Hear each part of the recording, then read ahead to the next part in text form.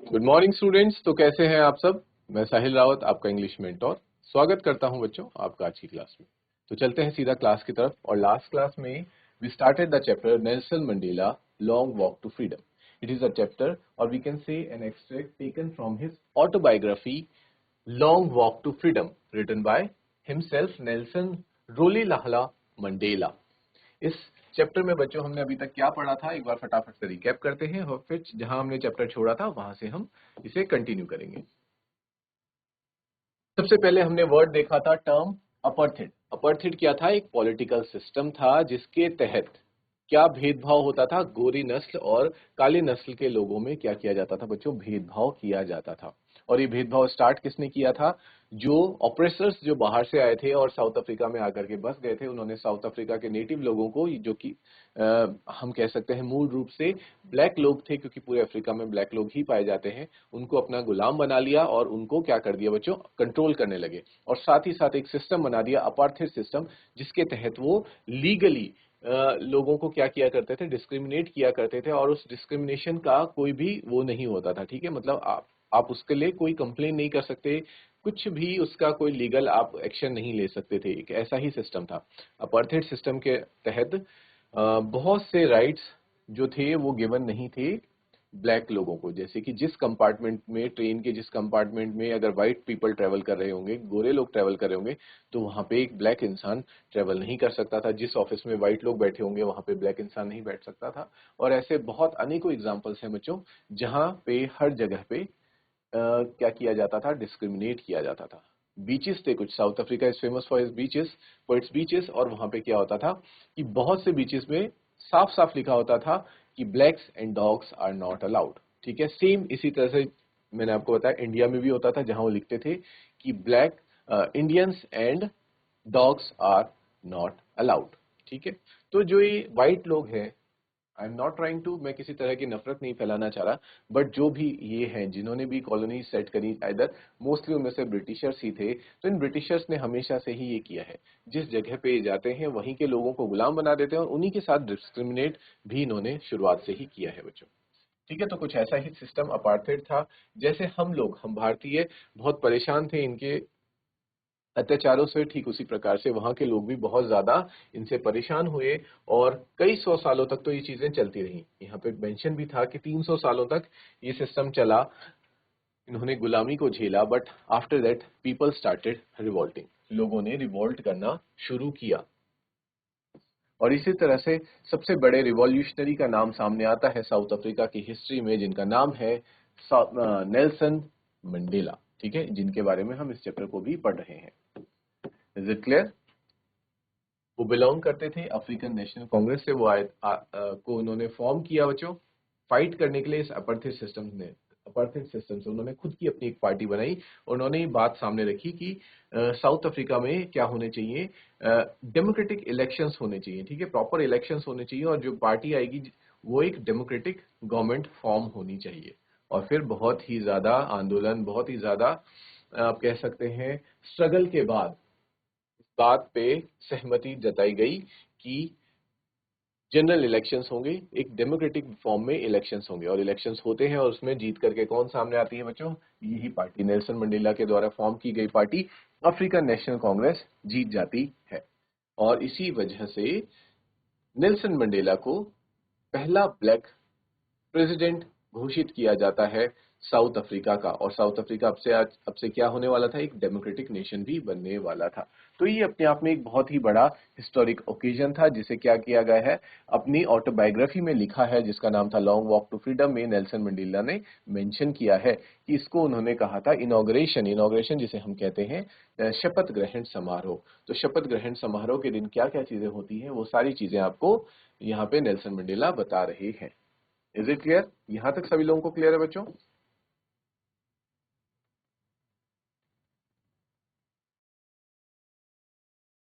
इसके बाद देखते हैं बच्चों आगे।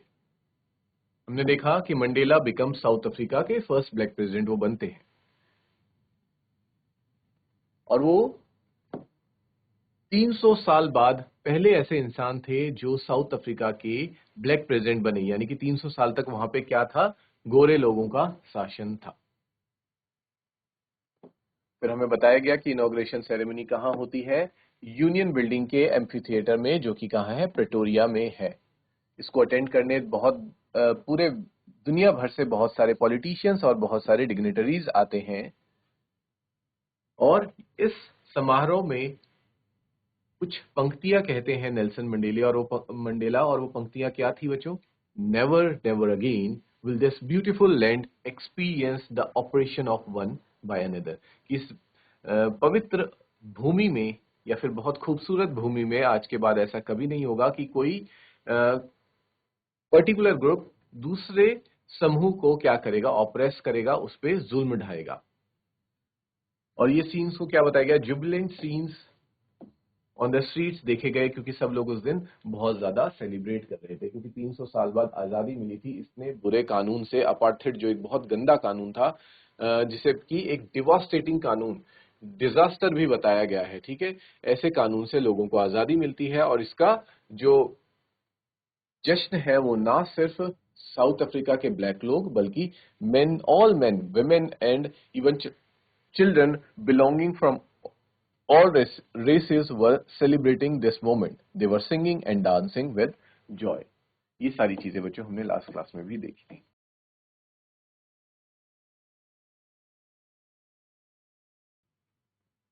यहाँ पे इसको थोड़ा और एक्सप्लेन करते हुए नेल्सन मंडेला कहते हैं कि 10 मई का वो दिन था।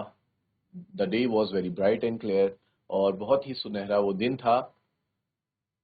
लीडर्स हुआ कमिंग, सभी लीडर्स ने मुझे चारों तरफ से घेरा हुआ था, क्योंकि सब लोग वहां पे आए हुए थे इनॉग्रेशन के लिए दुनिया भर से।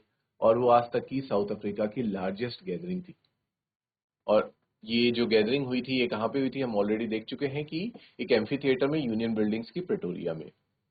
बहुत सालों तक वहां पे व्हाइट सुप्रीमेसी रही थी इसी जगह पे, ठीक है। इसी जगह से व्हाइट लोग रूल किया करते थे। बट आज यहाँ पे कोई व्हाइट नहीं है, कोई ब्लैक नहीं है, बल्कि इसको डिनोट किया गया है रेनबो से। रेनबो यानी कि जिसमें सब कलर्स एक बराबर होते हैं, यानी कि कोई भी नस्लीय भेदभाव नहीं है। और पहली बार चुनाव होता है एक नॉन रेशियल गवर्नमेंट का, जो सत्ता में आती है। फिर बताते हैं कि जब मैं पोडियम में आता हूं तो एक एक करके सब लोग अपनी शपथ लेते हैं। मैं अपनी डॉटर के साथ होता हूं, जिनका नाम था जनानी। On the podium mister de Klerk को क्या बनाया जाता है? Second deputy president. और थाबो मेबेकी को बनाया जाता है फर्स्ट डिप्यूटी प्रेसिडेंट, और प्रेसिडेंट बनते हैं नेल्सन मंडेला। उस दिन वो संविधान की शपथ खाते हुए कहते हैं कि जितने भी लोग मुझे देख रहे हैं, today all of us do by our presence here confer glory and hope to newborn liberty. जो एक नया देश, एक नई लिबर्टी हम लोगों को मिली है, इसकी मैं रक्षा करूंगा। और हमें एक जो ह्यूमन डिजास्टर था, देखो नेल्सन मंडेला ही अपार्थाइड को क्या कहते हैं? ह्यूमन डिजास्टर कहते हैं। तो यहाँ पे जो वर्ड यूज किया गया है, इस पे क्वेश्चन भी बन सकता है कि नेल्सन मंडेला ह्यूमन डिजास्टर किसे कहते हैं। और अगर ये पूछ लिया गया कि क्यों कहते हैं, तो इसके तो आप लोगों के पास रीजंस है ही। आप वहां पे जितनी भी कमियां हैं, जो भी गलत चीजें हैं अपार्थाइड के बारे में, वो सब बता देंगे। That's why it is called a human disaster, क्योंकि इंसान को ही इंसान से अलग कर देता है, भेदभाव कर देता है। इज इट क्लियर बच्चों?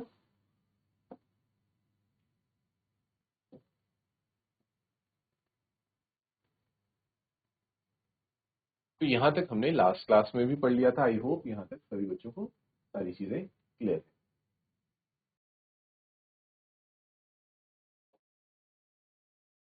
आगे कंटिन्यू करेंगे बच्चों। We who were outlaws not so long ago have today been given the rare privilege to be host to the nations of the world on our own soil.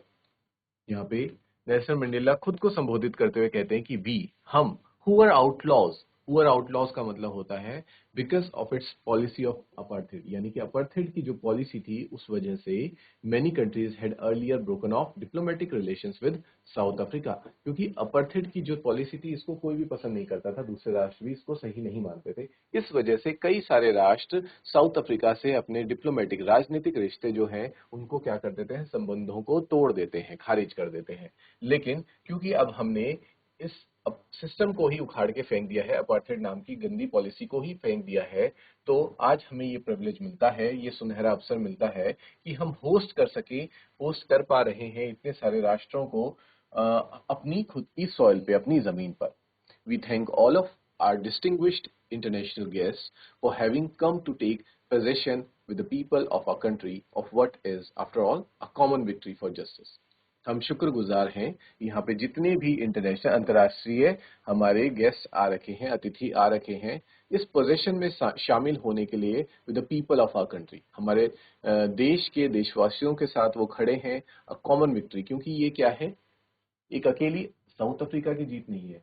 ठीक है, ऐसा नहीं कि सिर्फ और सिर्फ नस्ल भेद का जो ये डिस्क्रिमिनेशन है ये कहाँ देखने को मिलता है, आपके बच्चों साउथ अफ्रीका में देखने को मिलता है, क्योंकि अलग अलग रंगों के लोग, अलग अलग रेसेस से बिलोंग करने वाले लोग हर देश में रह रहे हैं। ठीक है, तो हर देश ये चाहता है कि वहाँ पे जितने भी लोग हैं, either they are white, black, brown, और जिस भी कलर के वो हैं, जिस भी नस्ल से वो बिलोंग करते हैं, वो क्या करें, आपस में शांति के माहौल में एक दूसरे के साथ मिलजुल के रहें, तभी उसी में ही देश की तरक्की होती है।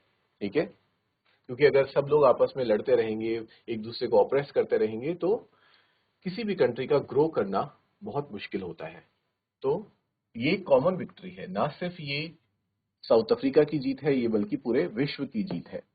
और जीत है किसके लिए? जस्टिस, इंसाफ की जीत हुई है, शांति की जीत हुई है, और ह्यूमन डिग्निटी, कि इंसान को इंसान की तरह क्या दिया जाए, एक रिस्पेक्ट दी जाए, सम्मान दिया जाए। ठीक है, ये ऐसा नहीं हो सकता कि कोई सफेद रंग का इंसान काले रंग के इंसान को उसके रंग के आधार पर क्या करे, नीचा महसूस करवाए, तो वो बहुत गलत चीज है। इसलिए हर इंसान को डिग्निटी बराबर मिलनी चाहिए, और इसी चीज की आज हमें क्या हुई है, जीत हासिल हुई है। We have at last achieved our political emancipation. आज आखिरकार हमने पॉलिटिकली भी अपने आप को क्या कर लिया है, फ्री कर लिया है, आजादी हासिल कर ली है। We pledged ourselves to liberate all our people from continuing bondage of poverty। और अब हम अपने लोगों को दूसरी बुरी चीजों से भी आजादी दिलाएंगे, जैसे कि पहला होता है बच्चों पॉवर्टी, गरीबी। डेप्रिवेशन, डेप्रिवेशन का मतलब है state of not having one's rightful benefits, यानी कि जो आपको अधिकार आपके मिलने चाहिए वो नहीं मिल रहे हैं, that is called deprivation. Suffering, जितनी भी पीड़ाएं हमारे देश के लोग झेल रहे हैं, जो भी अभी तक इन्होंने सफर किया है, उन सबको हम दूर करेंगे, जैसे कि जेंडर एंड अदर डिस्क्रिमिनेशन, लिंग के आधार पर भी जो भेदभाव होते हैं, उन सभी डिस्क्रिमिनेशन को भी हम क्या करेंगे बच्चों, इरेडिकेट करेंगे, हटाएंगे, उससे भी आजादी दिलाएंगे। Never, never and never again shall it be that this beautiful land will again experience the oppression of one by another।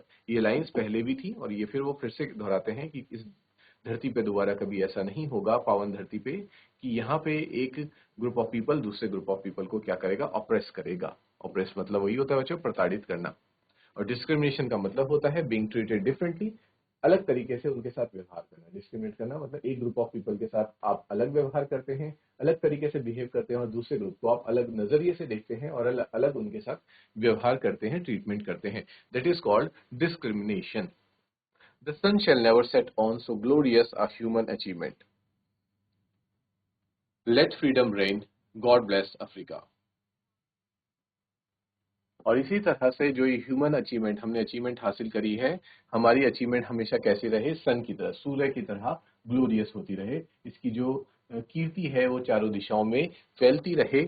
और लेट फ्रीडम रेन, यानी कि आजादी, ठीक है, स्वतंत्रता, हमेशा स्वतंत्रता का राज कायम रहे, हमेशा सब लोग स्वतंत्र हों। गॉड ब्लेस अफ्रीका, भगवान अफ्रीका को क्या दे, अपनी शुभकामनाएं दे। और ऐसा करके वो अपने स्पीच को फिनिश करते हैं। ओके स्टूडेंट्स, अब नेक्स्ट कंटिन्यू करते हैं।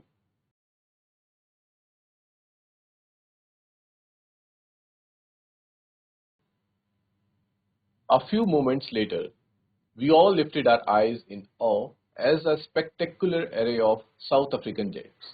और कुछ ही क्षणों बाद हम लोग अपनी आंखें हैरानी से आसमान की तरफ उठाते हैं और देखते हैं, किसके कारनामे, साउथ अफ्रीकन जेट्स के, लड़ाकू जहाजों के और हेलीकॉप्टर्स के ट्रूप कैरियर्स को आसमान में क्या करते हुए, रोर करते हुए, यानी कि जिस तरह से शेर दहाड़ता है उस तरह से इनकी आवाजें भी, ये भी खुले आसमान में दहाड़ रहे थे इन परफेक्ट फॉर्मेशन। और इनकी जो फॉर्मेशन थी, आकृति थी, वो भी एकदम लाजवाब थी। ओवर द यूनियन बिल्डिंग्स के ऊपर से ये गुजर रहे थे।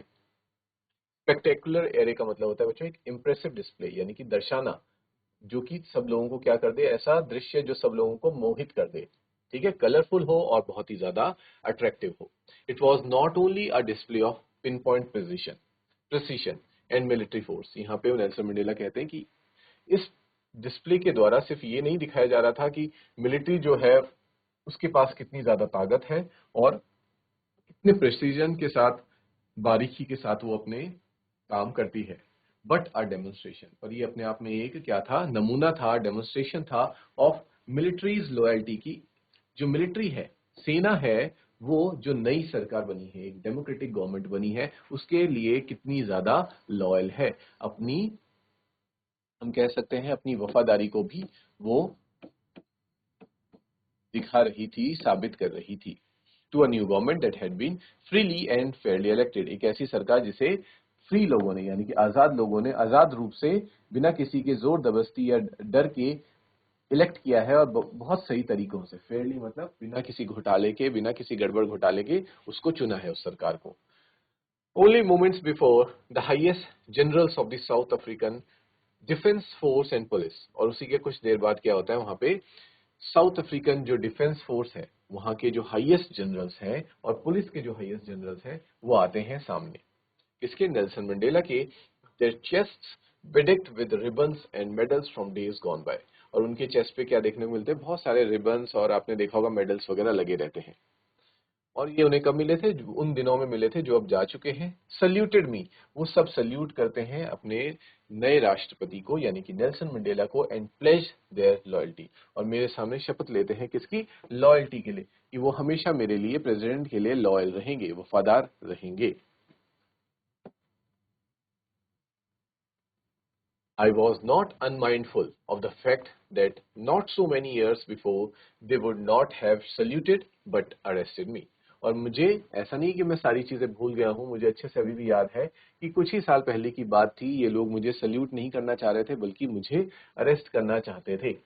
Finally, a chevron of Impala jets left a smoke trail of the black, red, green, blue and gold of the new South African flag. और उसी के थोड़ी देर बाद, शेवरन का मतलब होता है बच्चों, एक वी पैटर्न में जो फाइटर जेट्स जाते हैं, वो क्या करते हैं? स्मोक छोड़ते हैं। स्मोक यानी कि धुआं छोड़ते हैं डिफरेंट कलर्स का, जिसमें ब्लैक कलर था, रेड, ग्रीन और ब्लू एंड गोल्ड कलर था। और ये कलर किसको दर्शाते हैं? जो साउथ अफ्रीका का नया फ्लैग था, उसके कलर को वो दर्शाते हैं। और उस तरह का, उस कलर का, उस फॉर्मेशन का स्मोक छोड़ते हुए, धुआं छोड़ते हुए आसमान से वी की फॉर्मेशन में गुजर जाते हैं। यहां तक सभी को clear?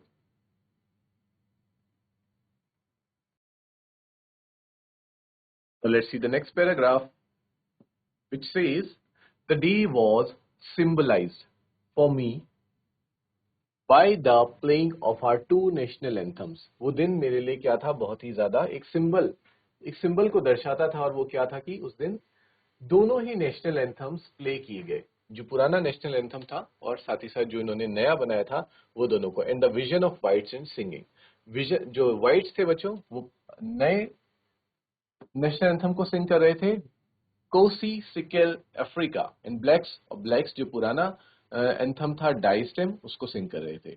Although the day neither group new the lyrics, दोनों ही ग्रुप को लिरिक्स नहीं आता था। जो ब्लैक वाला ग्रुप था उसे पुराना नहीं आता था, और जो नए वाला है वो व्हाइट वालों को नहीं आता था, लिरिक्स उनको याद नहीं थे। Of the anthem they one डिस्पाइज्ड, और इन एंथम को वो पहले पसंद नहीं किया करते थे, क्योंकि had a very low opinion of, ठीक है। They would soon know the words by heart, लेकिन यहाँ पे मंडेला कहते हैं कि लेकिन सून, इस तरह से इन लोगों को ये वर्ड्स हमेशा के लिए अब याद होने वाले हैं। On the day of the inauguration I was overwhelmed with a sense of history, और जिस दिन इनॉग्रेशन था उस दिन मेरा दिल भर आया था सेंस ऑफ हिस्ट्री से। In the first decade of the 20th century, a few years after the bitter Anglo Boer war, यानी कि जब इतिहास के कुछ पन्नों को पीछे पलटते हैं नेल्सन मंडेला और पुरानी बातों को याद करते हैं, तो उनका दिल भर आता है, उनके जज्बात भर जाते हैं, जब वो याद करते हैं कि 20th सेंचुरी के शुरू में ही, शुरुआत में ही के जो दशक थे, उसमें क्या हुआ था? एंग्लो और बोअर वॉर हुआ था। And before my own birth, और मेरे जन्म से पहले ही जो व्हाइट स्किन लोग थे, यानी कि सफेद चमड़ी वाले जो लोग थे, ऑफ साउथ अफ्रीका के ही, patched up their differences and erected a system of racial discrimination. उन्होंने ही इन अंतरों को बना दिया, डिफरेंसेस क्रिएट कर दिए काले लोगों में और गोरे लोगों में। और ये सिस्टम इरेक्ट कर दिया, यानी कि इरेक्ट करने का मतलब है बच्चों, एक सिस्टम बना दिया, एक ऐसा ढांचा खड़ा कर दिया जो क्या करता था, डोमिनेट करता था, जिसके थ्रू जो व्हाइट लोग हैं वो डोमिनेट करते थे ब्लैक लोगों को, against the dark skin peoples of their own land, अपनी खुद की जमीन के लोगों के खिलाफ। The structure they created formed the basis of one of the harshest, जो स्ट्रक्चर, जो ये ढांचा उन्होंने बनाया था, ये क्या था, ये आधार था सबसे हार्शेस्ट रूल का जो आज तक इंसान के इतिहास में बनाया गया है। मोस्ट इनह्यूमेन, यानी कि इंसानियत के बिल्कुल खिलाफ था। Societies the world has ever known, आज तक दुनिया ने ऐसा कोई बुरा सिस्टम नहीं देखा था। Now in the last decade of the 20th century, अब बात कर रहे हैं वो एक 20वीं शताब्दी के आखिरी दशकों की ये बात हो रही है। In my own 8th decade as a man, और मैं खुद भी अब 8th डिकेड में पहुंच चुका हूं। 8th डिकेड का मतलब है बच्चों, डिकेड होता है, जिस तरह से सेंचुरी मैंने आपको बताया था period of 100 years, decade is a period of 10 years. ठीक है, 10 साल के समय को क्या कहा जाता है, डिकेड कहा जाता है। तो नेल्सन मंडेला को कितने डिकेड्स हो चुके हैं, 8 डिकेड्स हो चुके हैं, यानी कि मंडेला अब 80 साल के हो चुके हैं, और 80 साल की उम्र में सोचो वो प्रेसिडेंट बन रहे हैं। That system had been overturned forever, और इस सिस्टम को अब जाके 80 साल लगे, और मेरे बर्थ से पहले ये आ चुका था और अब जाके इसको उखाड़ा गया है। And replaced by one that recognize the rights and freedoms of all people, और इस सिस्टम को, इस बेकार सिस्टम को हटा करके क्या सिस्टम लाया गया है, एक दूसरा सिस्टम लाया गया है, और ये सिस्टम सभी के अधिकारों को और सभी को क्या देता है, फ्रीडम देता है, हर व्यक्ति को आजादी देता है।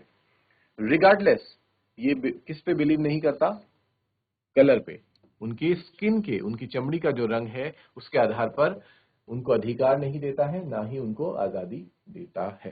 कौन बच्चों, ये जो नया सिस्टम आया है, पुराने जो अपार्थाइड सिस्टम को हटा करके ये सिस्टम आ चुका है। Is it clear?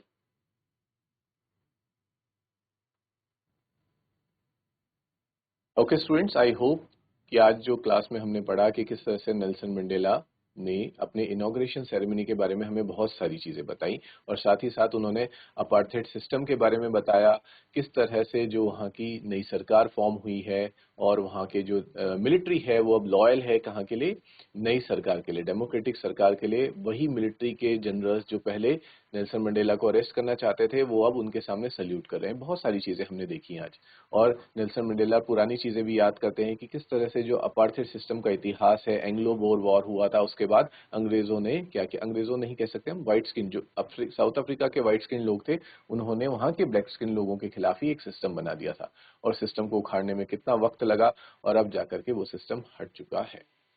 तो आज की क्लास को इतना ही रखेंगे। Now we will meet in the next class students, जहां पे आपका चैप्टर का थोड़ा सा पार्ट अभी भी रहता है, हम उसको डिस्कस करेंगे, और आप तब तक रिवीजन करेंगे बच्चों जितना भी हमने आज की क्लास में पढ़ा है। We will meet tomorrow, till then take care, have a good day, and thank you students.